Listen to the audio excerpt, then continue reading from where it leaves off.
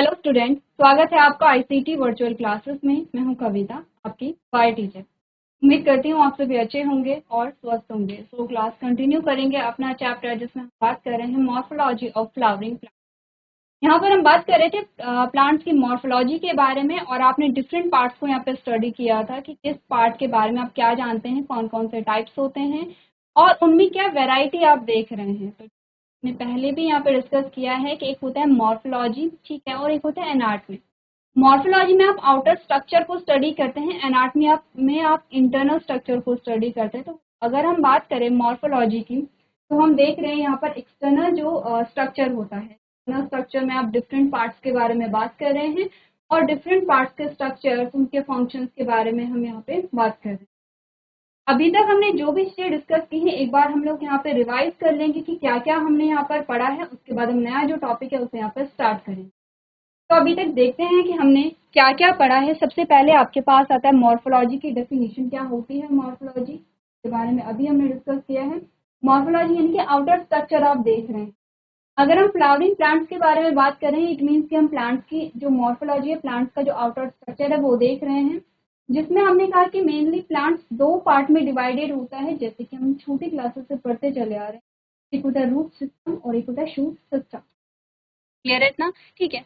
अब यहाँ पर हम क्या क्या बात करते हैं, हम स्ट्रक्चर के बारे में बात करते हैं, हम साइज के बारे में बात करते हैं, कलर के बारे में बात करते हैं, फॉर्म्स के बारे में बात करते हैं।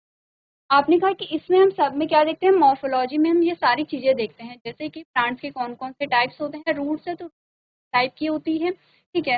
लीफ है तो लीफ कितने टाइप्स की होती है, उसका स्ट्रक्चर क्या होता है, फंक्शन क्या होता है, क्यों पढ़ रहे हैं, इंपॉर्टेंस के बारे में अगर हम बात करें तो हमने कहा कि यहाँ पर कोई भी जो नया प्लांट है उसकी आइडेंटिफिकेशन के लिए, उसे पढ़ने के लिए क्या होता है, यहाँ पर आपने कहा मॉर्फोलॉजी पढ़नी इंपॉर्टेंट होती है, ठीक है। नेक्स्ट हमने क्या कहा, ये क्या इंफॉर्मेशन देता है, different range of variation found in species, अलग अलग जो रेंज होती है, वेरिएशन जो होता है उसको बताता है। नेक्स्ट आपने कहा कि अगर हम फार्मिंग करते हैं यहाँ पर, ठीक है, या गार्डनिंग अगर आप कर रहे हैं, छोटे स्केल पे हम बात करें या बड़े स्केल पे हम बात करें, आगे का दो सिम्टम्स होते हैं। अगर एक हेल्दी प्लांट है तो एक हेल्दी प्लांट को देखने के लिए आपको क्या करना पड़ेगा, उसका ध्यान रखना पड़ेगा। चीजें होती हैं जो आपको ध्यान रखनी पड़ेगी, जैसे कि अगर प्लांट हेल्दी है उसके क्या सिम्टम्स होते हैं, अगर प्लांट हेल्दी नहीं है उसके क्या सिम्टम्स।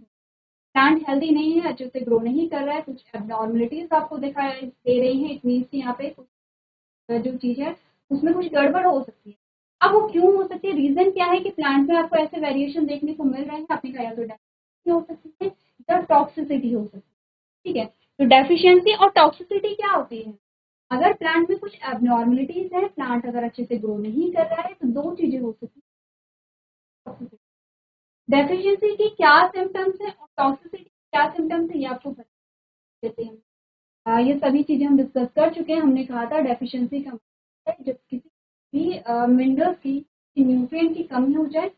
टॉक्सिसिटी का मतलब होता है जब किसी मिनरल, किसी न्यूट्रिएंट की अधिकता हो जाए, ठीक है। इसीलिए अगर हमें मॉर्फोलॉजी पता रहेगी तो हमें इन सारे सिम्टम्स के बारे में पता रहेगा, ठीक है। आगे बढ़ते हैं।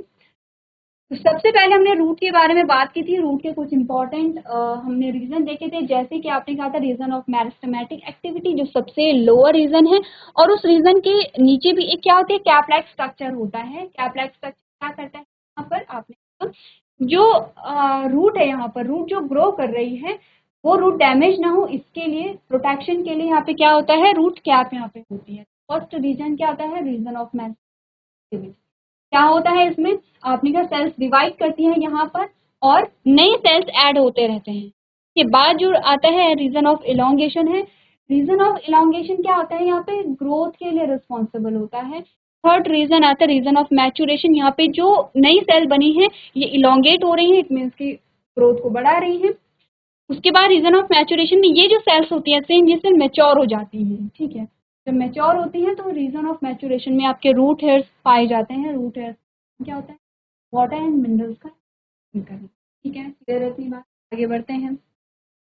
टाइप्स ऑफ रूट सिस्टम के बारे में अगर हम देखें तो टैप रूट सिस्टम आता है। क्या होता है टैप रूट सिस्टम, आपने का जो डाइकोटिडोन्स होते हैं उनमें टैप रूट सिस्टम पाया जाता है। इसमें अगर हम देखें मॉडिफिकेशन तो फूड स्टोरेज के लिए होता है, रूट नोड्यूल्स होती हैं और एस्पिरेशन के लिए इनमें क्या देखा गया है, हमने कहा मॉडिफिकेशन हमने देखा है। सेकेंड टाइप की रूट आती है एडवेंटिशियस रूट। तो हमने कहा था कि यहाँ पर क्या होता है, जब डाइकोटिलडोन सीड जो होता है वो जब जर्मिनेट करता है, अगर रूट रेडिकल से बन रही है तो वो क्या होगी, यहाँ पर टैप रूट होगी जिसे ट्रू रूट भी कहते हैं। अगर जो रूट है वो रेडिकल के अलावा किसी और पार्ट से डेवलप हो रही है, जैसे कि स्टेम से भी रूट निकलती है, ठीक है। तो इस प्रकार की रूट जो रेडिकल के अलावा किसी दूसरे पार्ट से यहाँ पर डेवलप होती है तो उसे हम एडवेंटिशियस रूट कहेंगे, ठीक है। ये भी मॉडिफाई होती है अलग अलग फंक्शंस के लिए, फॉर एग्जांपल सपोर्ट के लिए, स्टोरेज के लिए कुछ पैरासिटिक रूट होती है, जैसे आपने छोटी क्लासेस में पढ़ा था अमर बेस, पढ़ा था क्लास 7th में आपने पढ़ा था अमर बेस, जो पैरासिटिक रूट्स में होती हैं, मॉइस्चर एब्जॉर्ब करने के लिए रूट होती हैं, ठीक है। अब ये रूट के बारे में हमने पढ़ा था, अब आते हैं स्टेम के बारे में। स्टेम जो होता है ये डिफरेंट पार्ट्स होते हैं और जो स्टेम है सो जितने भी पार्ट्स होते हैं वो अटैच होते हैं। स्टेम में नोड और इंटरनोड भी पाए जाते हैं। आगे बढ़ते हैं, मॉडिफिकेशन देखते हैं अगर रूट की। तो हमने कहा कि अलग अलग मॉडिफिकेशन आते हैं, जैसे अंडरग्राउंड स्टेम मॉडिफिकेशन आता है, ठीक है, अंडरग्राउंड होगा, या फिर जैसे कि जिसे हमने कहा सेकेंड आता है सब एरियल, ठीक है। सब एरियल में आधा पार्ट तो जमीन के नीचे होगा, आधा जमीन के ऊपर होगा। नेक्स्ट आता है एरियल, जो फुली क्या होगा, यहाँ पर जमीन के ऊपर होता है। तो ये हमने पढ़ी थी मॉडिफिकेशन ऑफ स्टेम। फंक्शंस क्या होते हैं स्टेम के, ये आप जानते हैं, हमने छोटी क्लासेस में पढ़ा है और ये टॉपिक भी। अब आते हैं लीफ पे, और लीफ क्या होती है इसके बारे में हमने बात की है, ठीक है। लीफ के क्या फंक्शन होते हैं, क्या स्ट्रक्चर होते हैं, इसके बारे में हमने बात की है। टाइप्स क्या होते हैं, रेटिकुलेट वेनेशन और पैरेलल वेनेशन। वेनेशन क्या होता है, वेन्स का जो यहाँ पे एक नेटवर्क बनता है, हमने क्या कहा है, वेनेशन कहा है। रेटिकुलेट वेनेशन किन में पाया जाता है, जिनमें टैप रूट सिस्टम होता है। पैरेलल वेनेशन किस में पाया जाता है, जिसमें फाइब्रस रूट होती है, आप इन्हें कह सकते हैं। डाइकोटिडोन में होगा, ये मोनोकोटिडोन में होगा। डिफरेंस भी है और डेफिनेशन भी है, दोनों आप यहाँ देख सकते हैं। टाइप्स ऑफ लीफ में अगर हम देखें तो कंपाउंड लीफ आती है और सिंपल लीफ आती है। कंपाउंड लीफ में आपने दो लीफ पढ़ी थी, pinnately compound leaf and palmately compound leaf, ठीक है। ये टॉपिक पढ़ चुके हैं, रिवीजन आपका चल रहा है, तो इसलिए जल्दी से इन चीजों को यहाँ पे देखेंगे। अब इन लीफ के बारे में हमने यहाँ पर जाना था और समझा था। कुछ टर्म्स हमने यहाँ पर देखे थे जो इम्पोर्टेंट होते हैं, जैसे कि फाइलोटैक्सी। क्या होता है phyllotaxy, arrangement of leaf on the stem. हमने कहा स्टेम पे लीफ का जो अरेंजमेंट है, इसे हमने क्या कहा था, फाइलोटैक्सी। नेक्स्ट हमने कहा अगर क्या होगा, अल्टरनेट टाइप्स ऑफ फाइलोटैक्सी है एक लीफ पे, ठीक है। आपने कहा in alternate types of phyllotaxy single leaf arise at each nodes as in China रोज।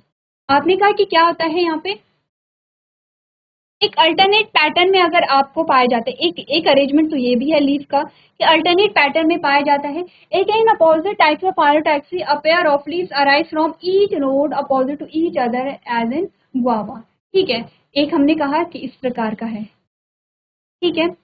एक हमने कहा if more than two leaves arise at a node and form a whorl called a whorl type of phyllotaxy, जिसमें हमने कहा इस प्रकार से है, ठीक है।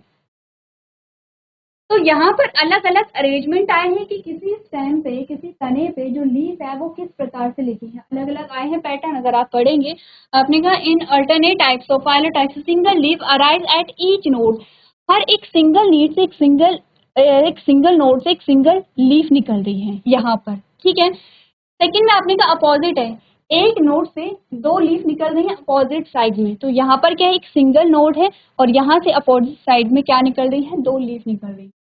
थर्ड में हमने कहा कि एक सिंगल नोड से एक पूरा वॉल निकल रहा है, एक पूरे घेरे में क्या निकल रही है, लीफ निकल रही है। अलग अलग अरेंजमेंट जो होते हैं उन्हें हमने क्या कहा, फाइलोटैक्सी का। क्लियर है इतनी बात। चलिए, तो ये तो हमने बात की है फाइलोटैक्सी के बारे में। नेक्स्ट आता है, जो नेक्स्ट टर्म है वो है इन्फ्लोरेसेंस। इन्फ्लोरेसेंस क्या होता है, arrangement of flower floral.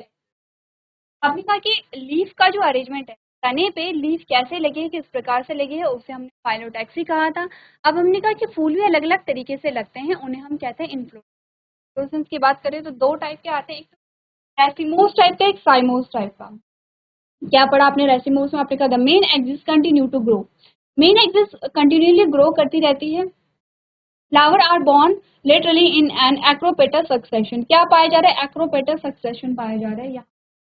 Next हमने कहा एग्जाम्पल इसके रेडिश एंड मस्टर्ड है। साइमोस में हमने कहा main axis terminates in flower having a limited growth, यहाँ पर जो मेन एक्सिस है उसमें कंटिन्यू ग्रोथ नहीं होगी, लिमिटेड ग्रोथ होती है पहली बार। Flower are born in a basipetal succession, जो फ्लावर होते हैं बेसिपेटल सक्सेशन में आते हैं।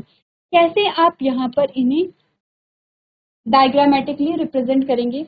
आपने कहा अगर हम रेसिमोस में देखें, अगर हम रेसिमोस में देखें, ये फ्लावर है,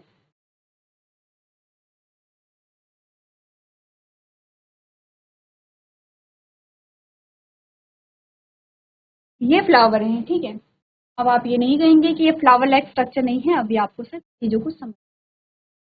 एक तो डायग्राम ये है, एक डायग्राम हमारे पास इस प्रकार से आता है। क्योंकि हम ये चीजें पहले ही पढ़ चुके हैं, अब आपको ये बताना है कि दोनों डायग्राम में से कौन यहाँ पर, जल्दी से अपने नोट्स को देखिए और आपको यहाँ पर दिखाना है रेसिमोस एंड साइमोस में क्या डिफरेंस है, क्योंकि हमने प्रीवियस लेक्चर में जब ये पढ़ा था तब हमने डायग्रामेटिक वे में इसे समझा। आगे बढ़ते हैं। इन्फ्लोरेसेंस के बाद हमारे पास जो आता है वो है फ्लावर। अब फ्लावर क्या है? हमने कहा फ्लावर एक क्या है, प्लांट का सबसे अट्रैक्टिव पार्ट है और इम्पॉर्टेंट है, क्योंकि इसमें क्या होता है, रिप्रोडक्टिव भी ये है। चार पार्ट हमने कहे हैं, ये कौन से होते हैं? अपने का सेपल्स होते हैं, पैटल्स होते हैं, स्टेमन है और पिस्टल, इस सिंगुलर में कहा। प्लूरल में इसके और भी नाम आते हैं। चलिए, जैसे कि आपने कहा कि यहाँ पर क्या है, फ्लावर क्या है, रिप्रोडक्टिव पार्ट है फ्लावर का। A typical flower has 4 words arrange in a Stalin end of stock और पेडिसल्स कॉल्ड थैलेमस। आप चारों जो पार्ट्स होंगे वो थैलेमस में होंगे, जिन्हें आप calyx, Corolla, androecium and gynoecium कहते हैं। तो कैलेक्स जो है वो आपका सेपल होता है, मोस्ट पार्ट। सेपल आप कहते हैं यहाँ पे सिंगुलर में, और कैलेक्स आप कहेंगे यहाँ पे प्लूरल में। सेकंड पार्ट पेटल आता है, जो कलरफुल पंखुड़ियाँ होती हैं वो हमारी पेटल्स होती है। पेटल हमने कहा कि हम सिंगुलर में कहेंगे, और कोरोला हम क्या कहेंगे, प्लूरल में कहेंगे। सेम एंड्रोशियम एंड गाइनोशियम है, एंड्रोशियम मेल पार्ट है और फीमेल पार्ट। अब ध्यान रखिए कुछ इंपॉर्टेंट टर्म्स, हम क्यों इतना रिवाइज कर रहे हैं, क्योंकि इसमें इंपॉर्टेंट टर्म्स ही होते हैं। आगे जब आप फ्लोरल फार्मूला को यहाँ पे डिस्कस करते हैं तो फ्लोरल फार्मूला में आपके कुछ टर्म्स आते हैं और उनके कुछ साइन आते हैं। आपको साइन के थ्रू ही फ्लोरल फार्मूला यहाँ पर करना है, ठीक है। अब यहाँ पर एक टर्म आया है जो हाईलाइटेड है, उन्हें आपको पहले ही ध्यान से पढ़ना है। ये जो हाईलाइटेड आपके टर्म, वो आपके क्या बताएंगे, यहाँ पर जो फ्लोरल फार्मूला है उस साइन बताएंगे। जैसे कि आपने कहा कि जो फ्लावर होते हैं वो एक्टिनोमॉर्फिक और जाइगोमॉर्फिक दो टाइप के होते हैं। एक्टिनोमॉर्फिक में हमने क्या पढ़ा था, जल्दी से पढ़ेंगे क्योंकि रिवीजन है। एक्टिनोमॉर्फिक में हमने कहा था रेडियल सिमेट्री पाई जाती है, जैसे मस्टर्ड में, धतूरा में और चिली में। रेडियल सिमेट्री का मतलब है कि कोई एक सर्कल है, ये इतना सर्कल बना नहीं है, ये एक सर्कल है। इस सर्कल को आपको बोला गया है कि कितने ऐसी दिशाएं हैं कि कितने ऐसे प्लेन हैं जहां से आप इस सर्कल को दो बराबर भागों में बांट सकते हैं। तो अगर आपने सर्कल को कट किया तो भी ये दो बराबर भागों में बढ़ सकता है।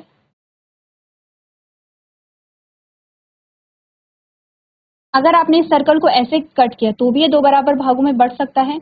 अगर आपने इसे ऐसे कट किया तो भी ये दो बराबर भागों में बढ़ सकता है। अगर आपने इसे ऐसे कट किया तो भी ये दो बराबर भागों में बढ़ सकता है, कोई इसमें डिफरेंस नहीं आएगा।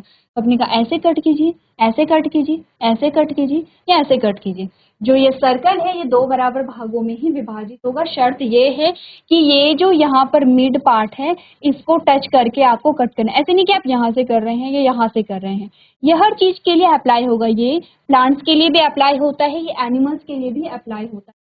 सेंटर पार्ट को टच करना है। जैसे अगर ह्यूमन को कहें कि ऐसी लाइन ड्रॉ कीजिए कि जो मनुष्य है वो उसकी जो बॉडी है वो दो बराबर भागों में आप देख सके, 2 इक्वल हाफ में आप देख सके।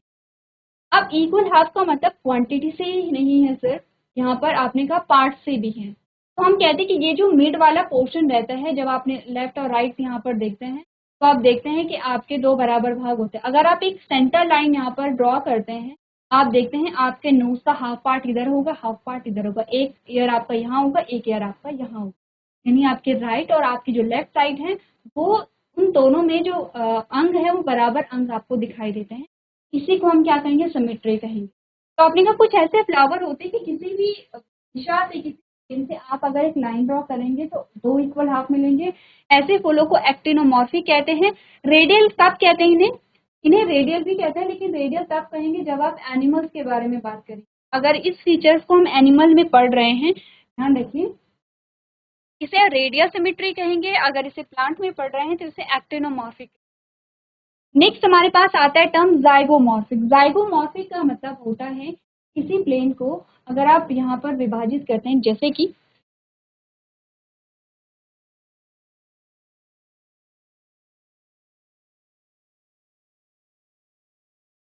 एक स्माइली हमारे पास आता है। अब एक स्माइली को आपने बीच से यहाँ पे कट किया, आपको ये दो बराबर भागों में मिला, ये दो बराबर भागों में मिला। अगर मैं कहूँ कि मैं एक लाइन ऐसे ड्रॉ कर लूं तो क्या ये मुझे दो बराबर भागों में मिलेगा, नहीं मिलेगा, ठीक है। अगर मैं कहूँ कि मैं ऐसे लाइन ड्रॉ करूँ तो क्या ये दो बराबर भागों में मिलेगा, नहीं मिलेगा, ठीक है, क्योंकि आपने कहा कि दो बराबर भागों का मतलब होता है कि यहाँ भी जो अंग है और यहाँ जो अंग है वो बराबर हों, ठीक है, ऐसा नहीं हो रहा है, ठीक है। या फिर मैंने कहा ऐसे में लाइन ड्रॉ करूँ तो क्या मुझे बराबर भाग मिले। अब ध्यान रखिए, यहाँ अगर एक लाइन ड्रॉ की है तो आपने कहा एक आइज इधर है, एक आइज इधर है, लिस्ट के आपने कहा हाफ पार्ट इधर है, हाफ पार्ट इधर है। अब हमने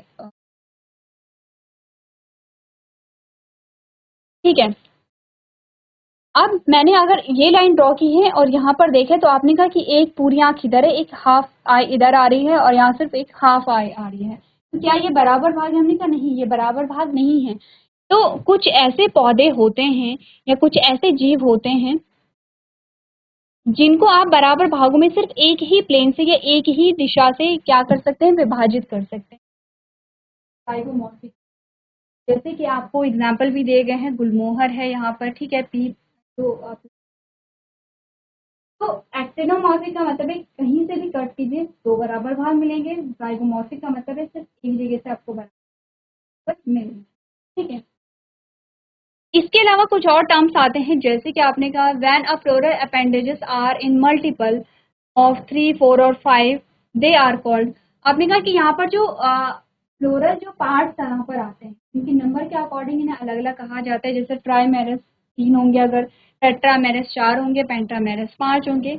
इसके अलावा आपने कहा कि यहाँ पर अगर फूल में, फ्लावर में ब्रैक्ट होंगे तो उसे ब्रैक्टिएट कहेंगे, और ब्रैक्ट नहीं होंगे तो उसे ये क्या होता है ब्रैक्ट, जैसे एक्चुअली में हमने डिस्कस किया था। ये स्मॉल लीफ लाइक स्ट्रक्चर जो होते हैं इन्हें हम क्या कहते हैं, ब्रैक्ट कहते हैं। अब ये सैपल से आप इन्हें रिलेट नहीं करेंगे, सैपल अलग होते हैं और ब्रैक्ट अलग होते हैं। तो लीफ लाइक स्ट्रक्चर जो होते हैं अगर वो पाए जाते हैं तो फ्लावर में, फ्लावर के थोड़ा सा नीचे, तो उन्हें क्या कहते हैं, हम ब्रैक्टिएट कहते हैं। अगर ये नहीं पाए जाते तो उसकी ब्रैक्टिएट कहते हैं। ध्यान रखिए, ये टर्म्स आपके आगे आएंगे और इनको आपको क्या करना है, फॉर्मूला में देखना है, ठीक है। इसके अलावा आपने देखा था कि ओवरी की पोजीशन कैसे, इसके अकॉर्डिंग आपको हाइपोगाइनस, हाइपोगाइनस फ्लावर, एरिगाइनस फ्लावर और एपिगाइनस फ्लावर के बारे में हमने बात की थी, ठीक है। चलिए, हम बात कर रहे थे यहाँ पर कि जो पेटल्स और टैपल्स हैं उनके अरेंजमेंट के बारे में, तो कुछ हमने यहाँ पर इनके अरेंजमेंट के बारे में बात कर ली थी। एक बार आप लोग देखेंगे कि हमने ये 4 अरेंजमेंट देखे थे। हमारे प्रीवियस लेक्चर का जो लास्ट टॉपिक था वो था यहाँ पर इनका अरेंजमेंट, जो कि हम यहाँ पर देख चुके हैं। आपने कहा वेलवेट आता है, ट्विस्टेड आता है, इम्ब्रिकेट आता है और वैक्सिलरी आता है। एक बार आप लोगों को क्या करना है, सिर्फ डायग्राम देखेंगे, यहाँ पर थोड़ी पोर्शन रहने देंगे आपको। ये दोनों, ये इसी का डायग्राम है। ये जो है आपको इस प्रकार से दिखाया गया है, सिंबल में दिखाया गया है। तो सिंबल में आप ज़्यादा अच्छे से यहाँ पर क्लियरिफाई कर पाएंगे कि डिफरेंस क्या है। ये इसका डायग्राम है, ये इसका डायग्राम है, ये इसका डायग्राम है, ये इसका डायग्राम है। आपको पैटल्स और सैपल्स का अरेंजमेंट बताया गया है। तो जो पैटल्स, आप ध्यान से देखिए, ये पैटल्स हैं, जैसे कि एक दूसरी, ये जो पैटल्स है ये एक अरेंजमेंट में है लेकिन एक दूसरे को टच नहीं कर रहे हैं, बराबर है लेकिन टच नहीं कर रहे हैं। दूसरे में आपने का एक अरेंजमेंट आप देखेंगे कि ये पेटल्स इसे ओवरलैप कर रही है, ये इसे ओवरलैप कर रही है, ये इसे ओवरलैप कर रही है, इसे ओवरलैप कर रही है। नहीं, एक पेटल्स एक जगह से ओवरलैप कर रही है और एक जगह से हो रही है। जैसे ये यहाँ से ओवरलैप हो रही है इसकी द्वारा। ओवरलैप का मतलब क्या होता है, ये एक पेटल है, ये पेटल दूसरी पेटल को ओवरलैप कर रही है, लेकिन किसी दूसरी पेटल से ओवरलैप भी हो रही है। ओवरलैप का मतलब होता है ये पेटल है और ये दूसरी पेटल इसके ऊपर है, इट मीन्स कि ये ओवरलैप कर रही है। तो आपने कहा पेटल्स एक जगह से ओवरलैप कर रही है, एक जगह से ओवरलैप हो रही है, ये एक अरेंजमेंट आप देख रहे हैं। थर्ड में आपने क्या देखा कि पेटल्स एक दूसरे को ओवरलैप तो कर रहे हैं, लेकिन एक निश्चित आपके क्रम नहीं है। जैसे ये पेटल दोनों जगह से ओवरलैप हो रही है, ये सिर्फ एक जगह से ओवरलैप हो रही है, ये भी एक जगह से ओवरलैप हो रही है, ये दोनों जगह से ओवरलैप कर रही है, कहीं से भी ओवरलैप नहीं हो रही है, और ये एक जगह से ओवरलैप हो रही है। दोनों में, ट्विस्टेड में और इम्ब्रिकेट में क्या है, ट्विस्टेड में एक फिक्स पैटर्न आप देख रहे हैं और इम्ब्रिकेट में आपने एक फिक्स पैटर्न नहीं है। यहाँ पर जो ओवरलैपिंग का है वो फिक्स पैटर्न नहीं है। वैक्सिलरी में आप देख रहे हैं कि यहाँ पर जो पैटर्न्स हैं, दो पैटर्न्स बहुत लंबी हैं, फिर दो छोटी हैं, और फिर यहाँ पे ये जो पैटर्न्स है वो बहुत छोटी हैं और अटैच्ड हैं। ठीक है, इस प्रकार से आपको क्या करना है, स्ट्रक्चर देखने की। अगर इस प्रकार का डायग्राम आता है तो ये क्या है, क्योंकि सिंबल ही आएंगे। ठीक है, मैं एक बार आप लोगों को फ्लोरल फॉर्मूला बता देती हूँ। ये आता है फ्लोरल फॉर्मूला ऐसे करके। ठीक है, आपको ये सारी चीजें सीखनी है और सिंबल्स से क्या प्रेजेंट आप कर सकते हैं वो आपको देखना है। ठीक है, एंडोशियम के बारे में पढ़ेंगे एक बार आप लोग, ये जो पैटर्न्स हैं इनके बारे में आप देख लेंगे। चलिए आगे बढ़ते हैं और बात करते हैं androecium. Androecium represent the male reproductive parts of flower. अब ये बात हम जानते हैं कि एंडोशियम क्या है, यहाँ पे मेल पार्ट है, कंसिस्ट ऑफ स्टेमेंस। क्या पाए जाते हैं, स्टेमेन पाए जाते हैं। इस stamen consist of filament and anther. हम अच्छे से जानते हैं कि स्टेमेन क्या है, उसमें एंथर होता है और स्टेमेन होता है, एंथर होता है और फिलामेंट होता है। पूरे पार्ट को हम क्या कहते हैं, स्टेमेन कहते हैं। क्या बात हो रही है, ये वाला जो पार्ट है ये है एंथर, जिसे आप कहते हैं पराग कोश।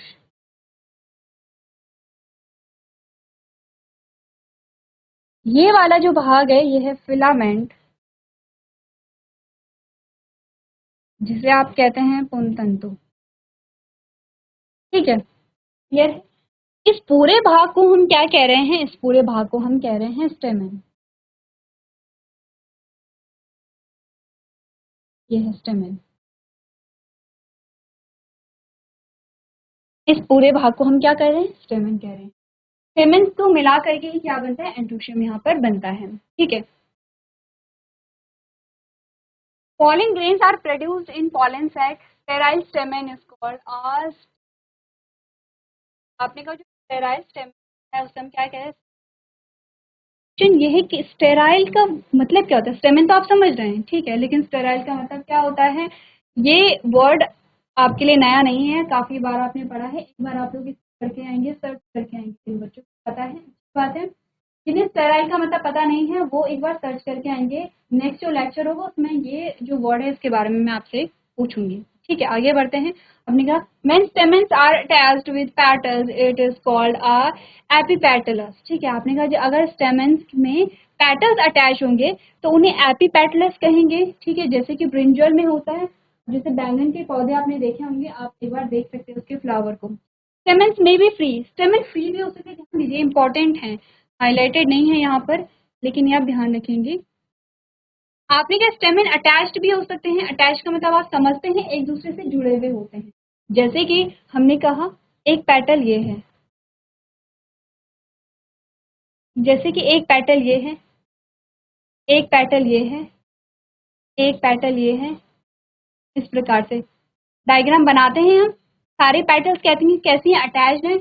अगर यहाँ पर अटैच्ड हैं, ठीक है, हमने कहा स्टेमेन में भी फ्री, जो स्टेमेन यहाँ पर होते हैं प्रकार से हमने कहा स्टेमेन एक भी हो सकता है, स्टेमेन दो भी हो सकते हैं, और स्टेमेन का नंबर डिफरेंट हो सकता है। तो अगर स्टेमेन यहाँ पर फ्री होते हैं उन्हें हम क्या कहते हैं, पॉलीएंड्रस कहते हैं।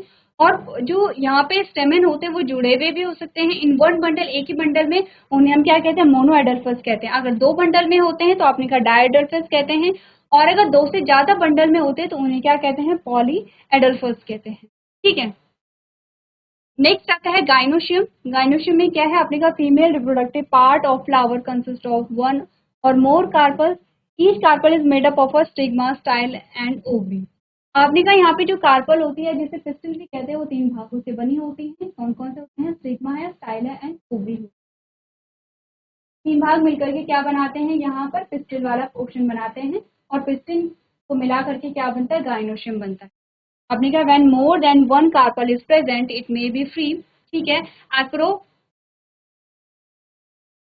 एपोकार्पस। ठीक है, आपने कहा कि अगर यहाँ पर more than one carpel is present, एक से ज्यादा कार्पल प्रेजेंट होंगे, इट मे बी फ्री होंगी और इसे हम एपोकार्पस कहते हैं, as in lotus and rose. और फ्यूज टुगेदर जिसे सिन कार्पस कहेंगे, as in mustard and tomatoes. आपने कहा कि यहाँ पर सेम है, जैसे आप कमेंट में पढ़ा था, क्या पढ़ा है यहाँ कार्पल में भी आप पढ़ रहे हैं कि कार्पल यूनाइटेड भी हो सकती है और फ्री भी हो सकती है। ठीक है, after fertilisation ovules change into seed and ovary mature into, चीजें हम यहाँ पर जानते हैं। ठीक है, अब इसके बाद जो नेक्स्ट टॉपिक हमारे पास आता है प्लेसेंटेशन है। प्लेसेंटेशन के बारे में हम डिस्कस करेंगे, एक बार आप लोग बात करेंगे प्लेसेंटा क्या होता है, प्लेसेंटा के क्या फंक्शन होते हैं, थोड़ा सा आप लोग घर से पढ़ करके आएंगे। नेक्स्ट जो हमारा लेक्चर होगा उसमें हम थोड़ा सा प्लेसेंटेशन के बारे में बात करेंगे। तो आज के सेशन में हम इतना ही करेंगे। अभी तक क्लास में बने रहने के लिए आपका धन्यवाद।